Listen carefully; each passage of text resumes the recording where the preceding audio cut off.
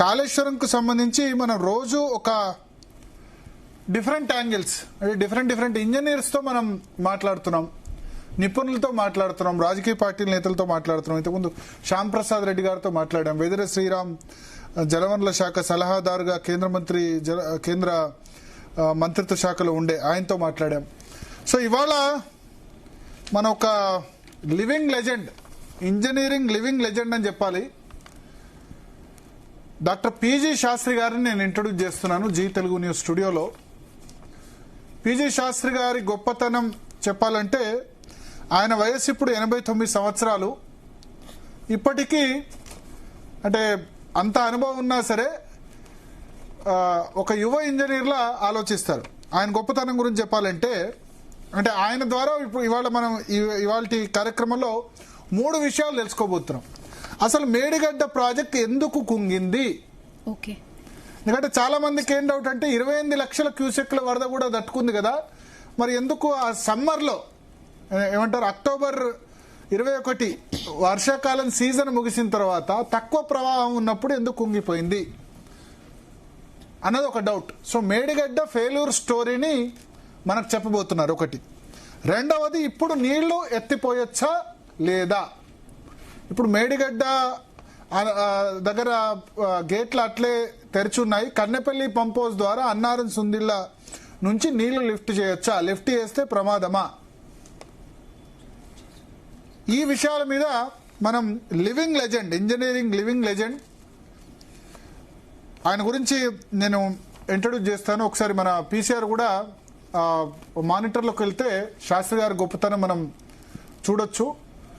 So Sastry గారి గొప్పతనం ఏంటంటే ఆయన ఐఐటి ఖరగ్పూర్ 1957లో ఐఐటి ఖరగ్పూర్లో బీటెక్ సివిల్ ఇంజనీరింగ్ చదివారు. ఫస్ట్ క్లాస్లో పాస్ అయ్యారు.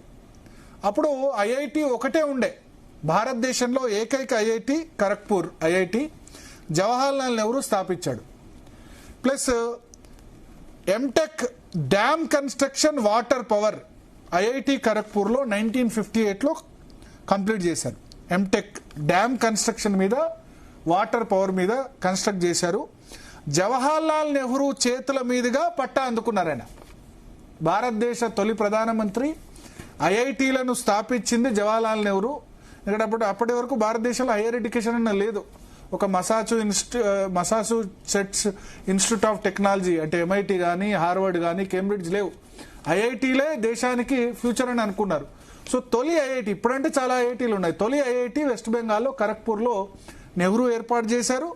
ఆయనే స్వయంగా ఆయన చేతుల మీదుగా పట్టా అందుకున్నారు 1958లో. ఆ తర్వాత 1959లో జర్మనీకి వెళ్ళి పిహెచ్డి కంప్లీట్ చేశారు. 1962లో 1962లో జర్మనీలో పిహెచ్డి కంప్లీట్ చేశారు.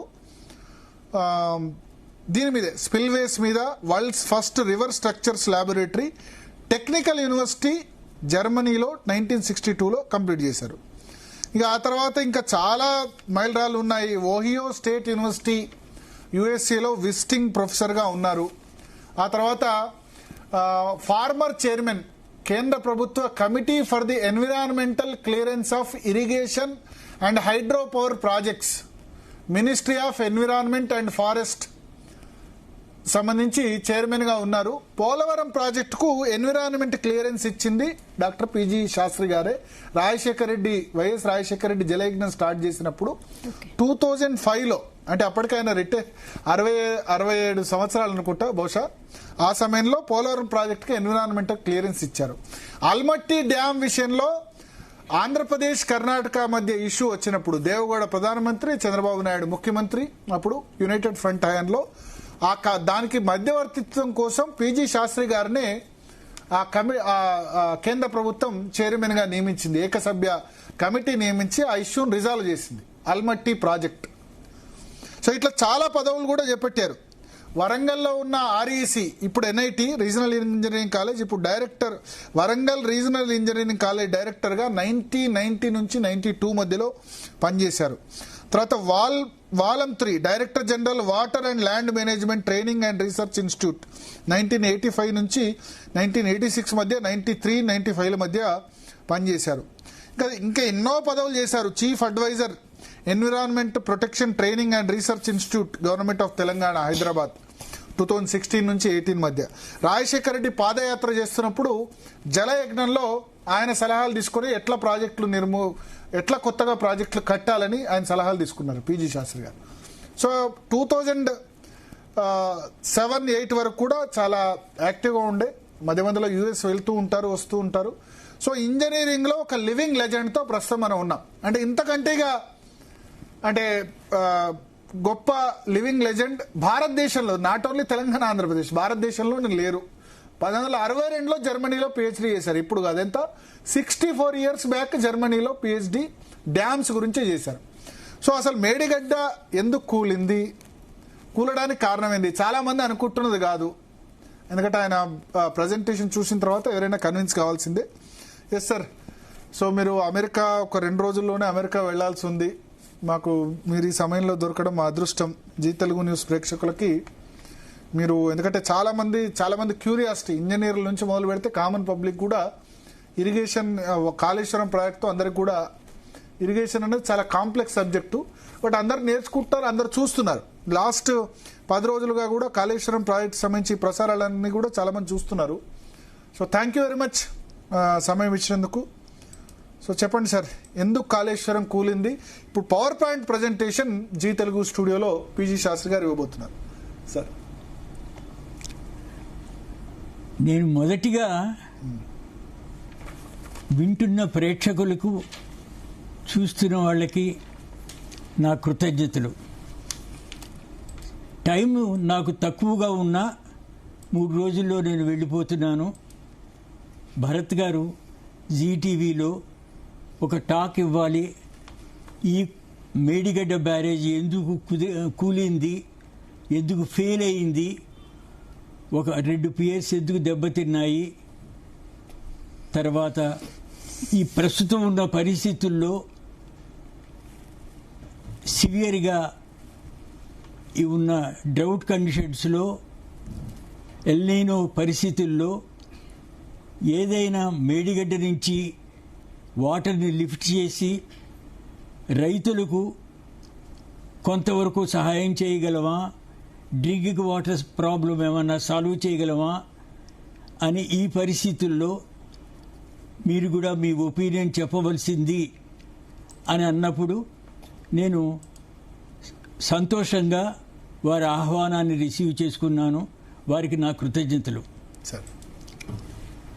ఇవాళ నేను ఇస్తున్న టాపిక్లో 2 ఆస్పెక్ట్స్ మెయిన్గా ఉన్నాయి. నేను ఇందాక చెప్పినట్టుగానే cause of failure of Medigadda barrage and the barrages upstream of Medigadda, both at Annaram and also at Sundilla. Sir ఒకసారి ప్రజెంటేషన్ చూపించండి, ఆ పిక్చర్ దానిలో.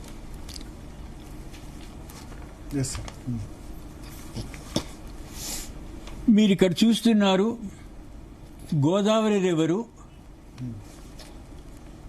వెస్ట్ నుంచి ఈస్ట్కి ఇలా ఫ్లో అవుతూ వస్తుంది.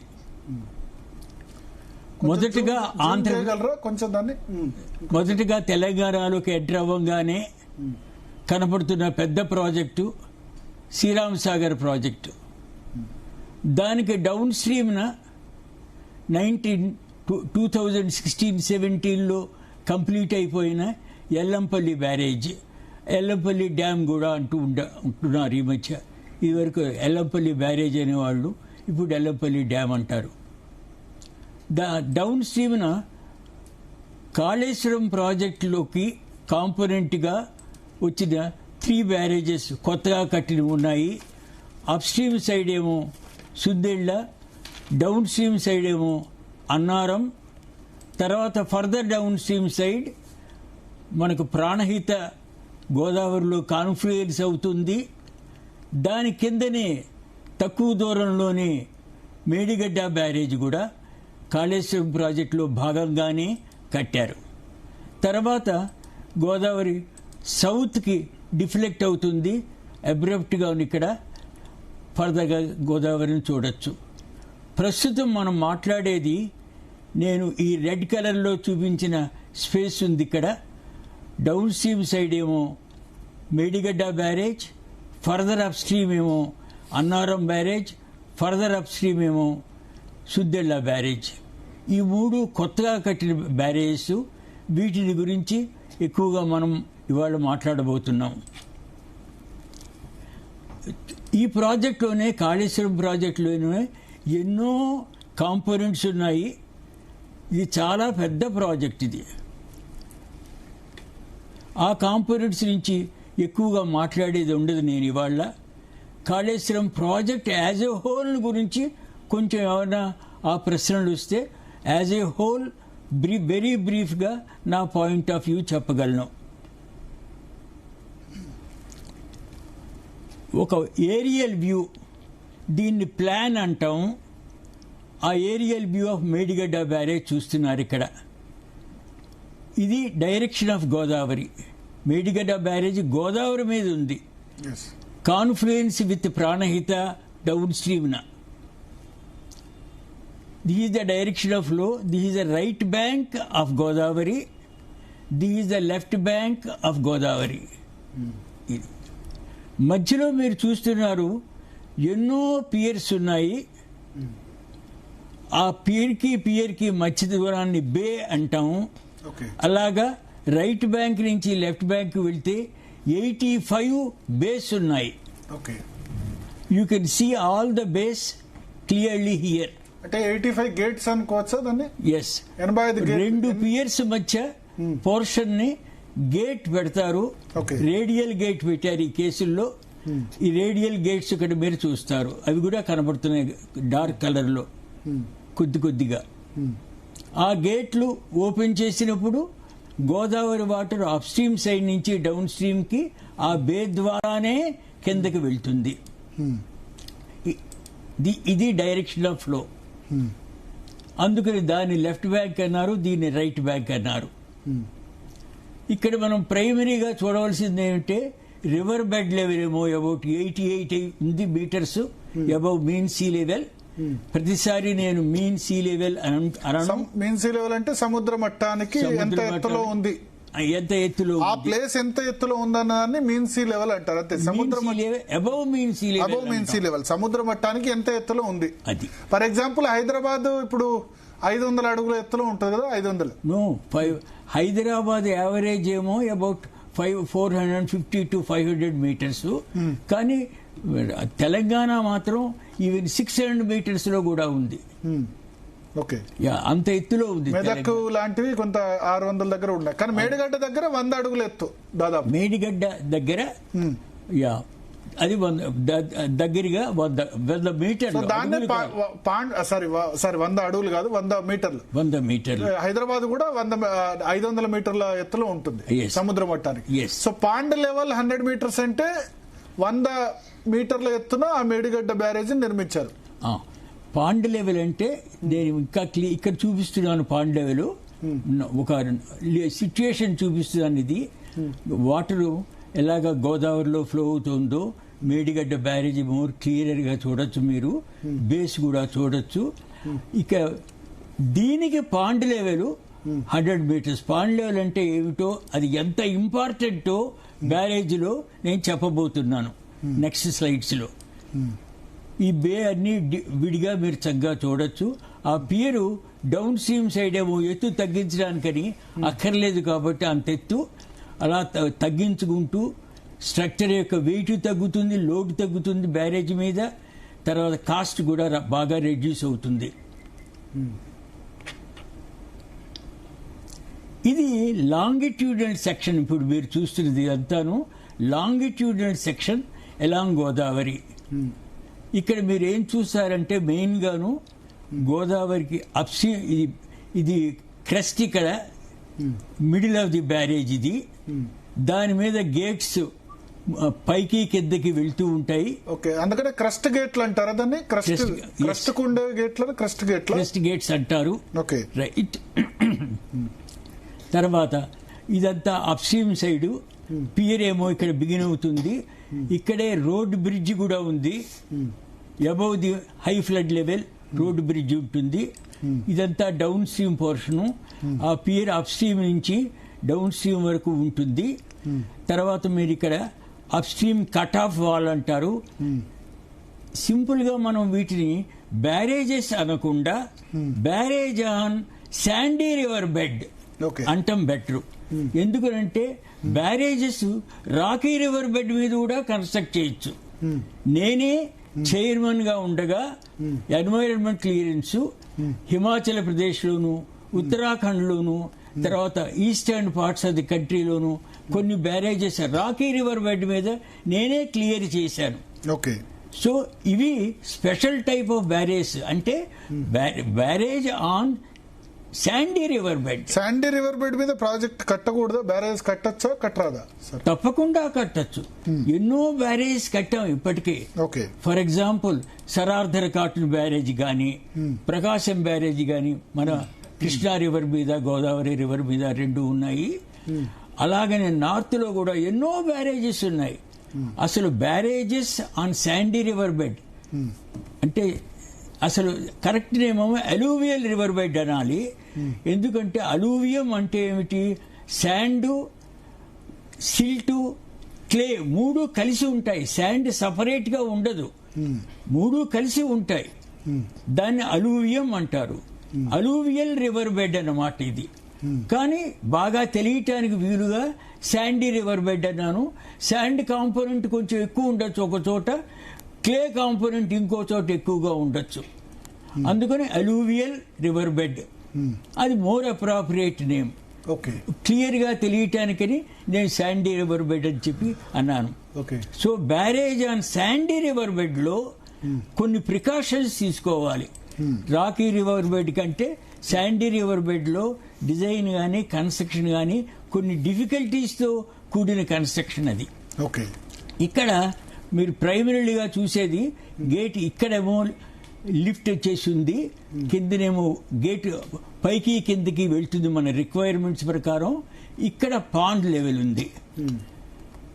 ముఖ్యంగా గమనించవలసింది ఏంటంటే బ్యారేజీ లాంగిట్యూడల్ సెక్షన్ లో రివర్ బెడ్ లెవెల్ ఎంత? రివర్ బెడ్ లెవెల్ అప్రాక్సిమేట్ గా ఎంత ఉంది? 88, 89 అలా ఉంది river bed level. Pond level ఎంత ఫిక్స్ చేశారు? అబౌట్ 100, 101 ఆ మీటర్స్ లో ఉంది. కరెక్ట్ గా నాకు తెలియదు, కొంచెం డైమెన్షన్స్ డిఫరెంట్ గా ఉండొచ్చు. ఇవి నేను యాక్చువల్ డ్రాయింగ్స్ దగ్గర నుంచి, డిపార్ట్మెంట్ నుంచి పొందినవి కావు. ఇవి ఎప్పుడైతే ఈ ఫెయిల్యూర్ అక్కరైందో 2023 అక్టోబర్ లో, immediately 1 day later news papers లోను కామన్ మ్యాన్ కి పనికొచ్చేట్టుగా కొన్ని డ్రాయింగ్స్, ప్లాన్స్ అవి ఇచ్చారు. ఆ స్టోరీ ఆఫ్ ది ఫెయిల్యూర్ అంతా రాస్తూ.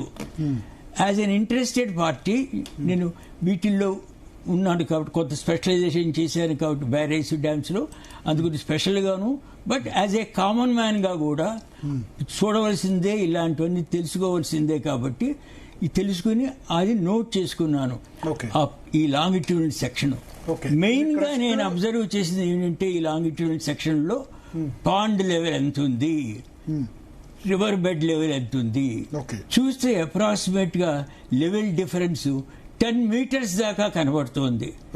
పాండ్ లెవెల్ ఏమో 100 or 101 ఉంది, రివర్ బెడ్ ఏమో అబౌట్ 88, 89 అలా ఉంది. సో 10 meters అప్రాక్సిమేట్ గా డిఫరెన్స్ కనబడుతోంది. అదొకటి అబ్జర్వ్ చేశాను. అది ఉండకూడదు, అంత ఉండకూడదా? నార్మల్ గా అంత పెట్టం.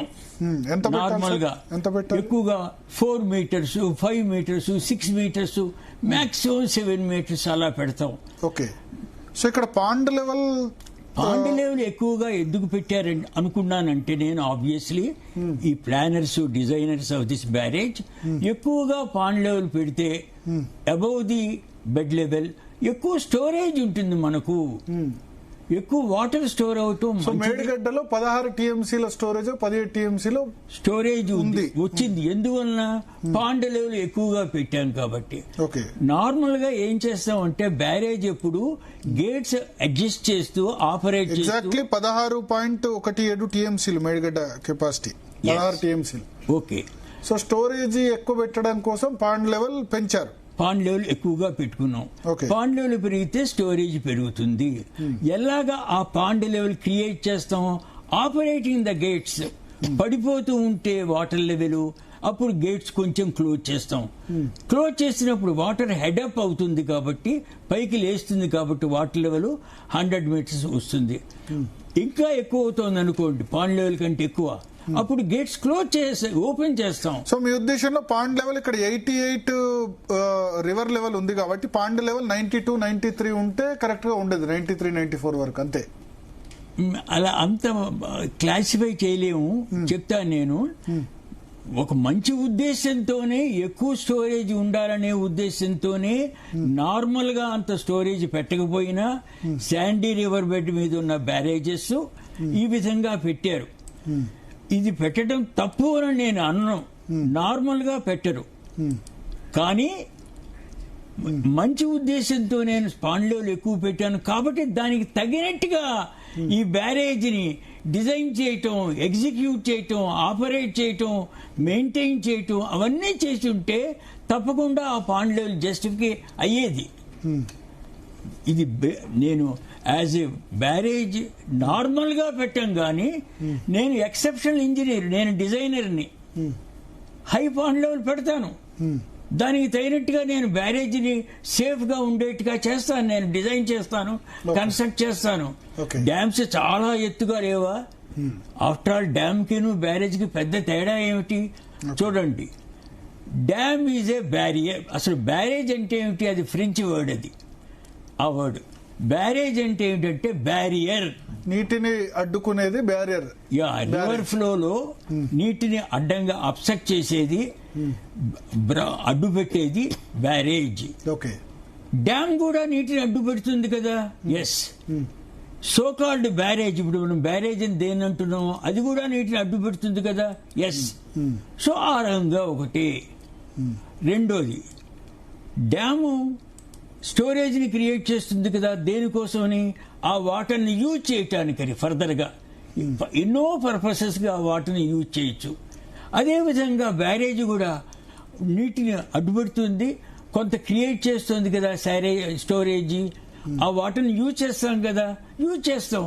So dam up stream side ఉన్న రిజర్వాయర్లో ఉన్న వాటర్ని యూజ్ చేస్తుంది. ఇక్కడ పెద్ద రిజర్వాయర్ అన్న మాట వాడకపోయినా ఇది కూడా storage, but smaller in volume. దీన్ని ఏమంటామంటే యాక్చువల్గా బ్యారేజ్లో స్టోరేజ్ అనం, దాన్ని ఎఫ్ఆర్ఎల్ అని కూడా జనరల్గా అనం. పాండ్ లెవెల్ అంటాము. ఎఫ్ఆర్ఎల్ అంటే pond level, full reservoir level dams లో ఉంటాం. బ్యారేజ్ లో పాండ్ లెవెల్. సో ఇది ఒక కారణం, పాండ్ లెవెల్ చాలా ఎక్కువ పెట్టడం, 12 మీటర్లకు పైన పెట్టడం ఒక కారణం. Okay.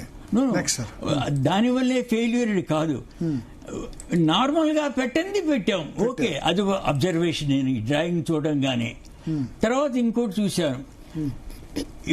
Down up stream apron ఉంది, ఇది అప్ స్ట్రీమ్ యాప్రాన్, ఇదంతా డౌన్ స్ట్రీమ్ యాప్రాన్. ఈ డౌన్ స్ట్రీమ్ యాప్రాన్ లో ఇంకా ఏమన్నా ఎపర్టినెన్సెస్ ఉన్నాయా? ఎపర్టినెన్స్ అంటే ఎడిషనల్ ఐటమ్స్, ఎపర్టినెన్సెస్, బ్లాక్స్. దేనికోసం పెడతారు ఆ బ్లాక్స్? అవి ఉన్నాయా అని చూశాను. ఒక పర్పస్ దాన్ని పెడతాం, ఆ బ్లాక్స్ ఏమీ లేవు. ఇదంతా స్టిల్లింగ్ బేసిన్ అంటాం, ఎనర్జీ డిసిపేట్ చేసేది. బికాజ్ ఇక్కడ పాండ్ లెవెల్ పెంచి పెట్టాం కాబట్టి హై ఎనర్జీతో గేట్ ఓపెన్ చేసినప్పుడు వాటర్ ఫ్లో అవుతుంది. ఇది ఎనర్జీ డిసిపేటర్ అంటే చాలా వేగంతో, చాలా శక్తితో వాటర్ వస్తుంది. వచ్చిన వాటర్ ని ఎనర్జీని డిసిపేట్ చేయటం, ఎనర్జీ తగ్గించకపోతే ఏమవుతుంది సార్? తగ్గించకపోతే river bed sandy river bed కాబట్టి కొట్టుకుపోతుంది.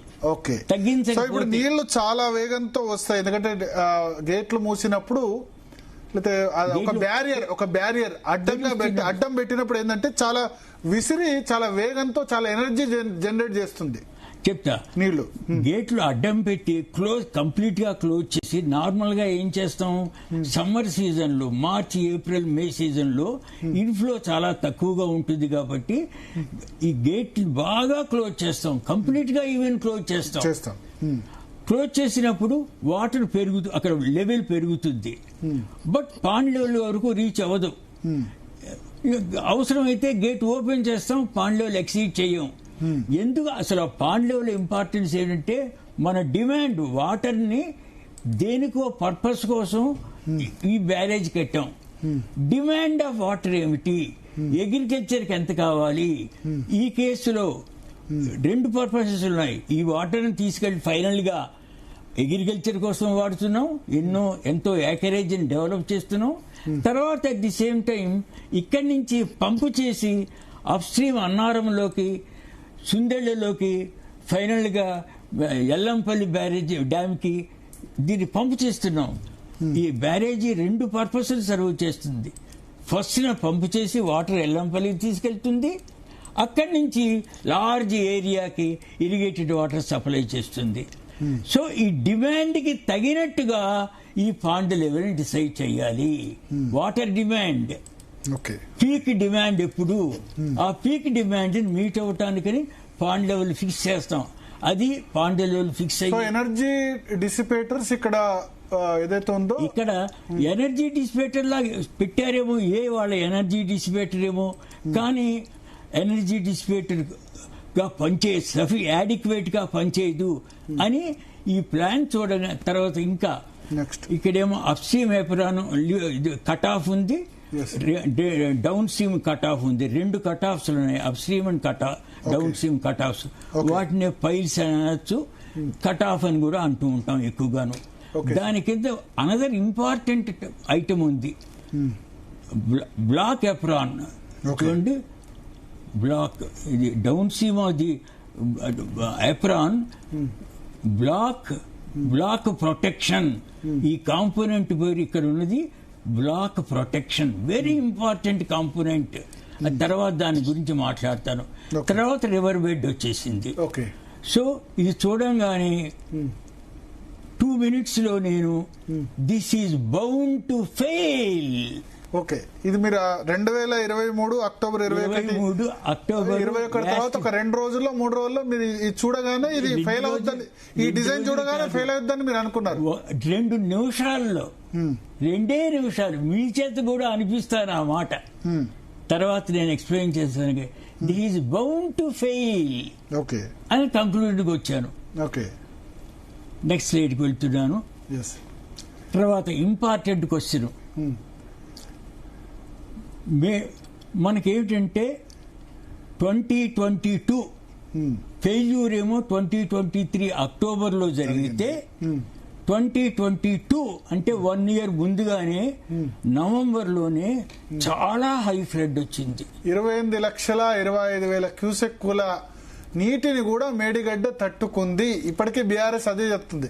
28,25,000 క్యూసెక్కుల వరదను 2022 వర్షాకాలం సీజన్ లో తట్టుకున్నప్పుడు 2023 అక్టోబర్లో నీళ్ళేమీ లేనప్పుడు, క్యూసెక్ పెద్దగా ప్రవాహం లేనప్పుడు అప్పుడు ఎంత ప్రవాహం ఉండే?